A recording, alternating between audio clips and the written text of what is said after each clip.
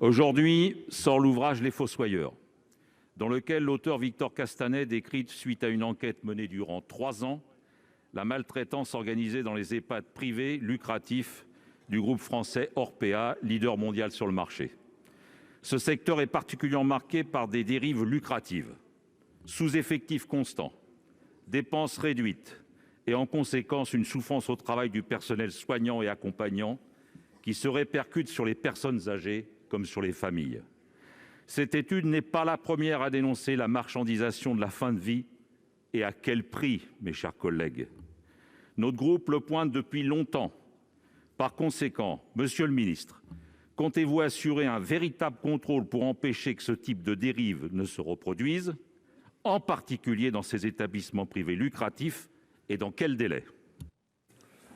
Pour vous répondre, la parole est au secrétaire d'État en charge de l'enfance et des familles. Vous avez la parole, monsieur le ministre.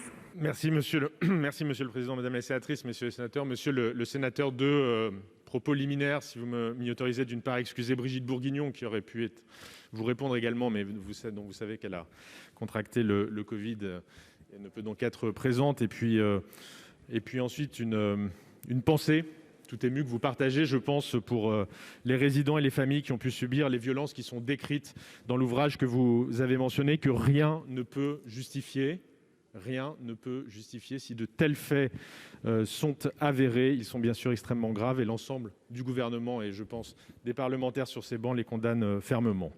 En ce qui concerne un établissement en particulier qui est cité dans l'ouvrage que vous avez évoqué, vous le savez probablement, l'Agence régionale de santé avait diligenté une inspection inopinée en 2018 suite à des réclamations et des signalements qui avaient déjà été opérés à l'époque. Les révélations récentes laissent cependant penser que la situation était bien pire que ceux dont nous avions connaissance à l'époque. Et toute la lumière doit donc être faite sans délai sur les pratiques de cette EHPAD en particulier. La ministre Brigitte Bourguignon a demandé aux services de l'État de mener une enquête flash dans les meilleurs délais sur cet établissement. Mais les faits rapportés posent d'autres questions sur lesquelles nous demandons au groupe Orpea, dont le directeur général a été convoqué par Brigitte Bourguignon, de s'expliquer dans les plus brefs délais, là aussi.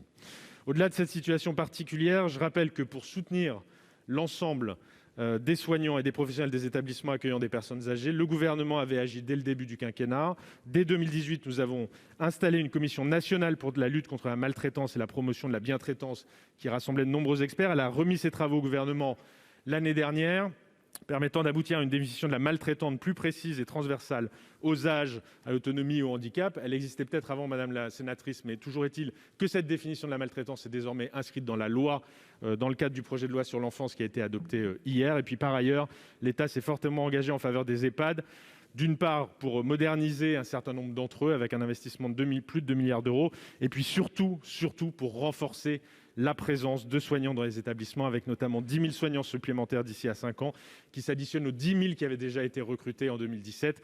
Et vous le savez, il y a eu en urgence un plan de recrutement de 40 000 personnels de soins dans ces établissements pour prendre soin de nos aînés. Voilà, monsieur le sénateur. Monsieur Savoldelli.